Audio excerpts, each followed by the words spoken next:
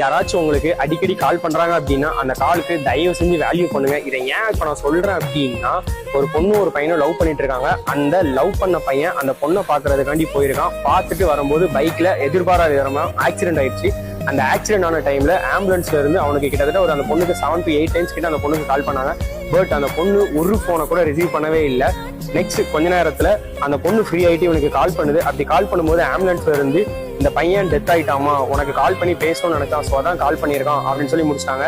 கொஞ்ச நாள் ஒரு 1 month 2 months கழிச்சு அந்த ஆம்புலன்ஸ்ல இருந்தவங்க அந்த அட்ரஸ்க்கு ஒரு பேப்பரை கொண்டு வந்து கொடுக்காங்க. அதுல என்ன எழுதியிருக்காங்க அப்படின்னா, நான் கடைசி நிமிஷத்துல கூட உன் மடியில சாகணும்னு நினைச்சேன், ஆனா என்னோட சாவு என் கிட்ட வந்துருச்சு, என்னை மன்னிச்சிரு, என்னால உன் வாழ்க்கையில லைஃப் தான் கூட வர முடியல, உன் மடியிலையும் நான் நினைச்ச மாதிரி சாக முடியல, கடைசி என்னோட கல்லறைக்காவது வந்து பாரு இப்படின்னு எழுதியிருக்கு. எவ்வளோ வழி இல்லை, எவ்வளோ பெயின்ல, ஒரு காலில் எவ்வளவோ விஷயங்கள் மாறுதில்ல. கொஞ்சம் ஆப்போசிட் சைடும் யோசிங்க. அவங்க என்ன சிச்சுவேஷன்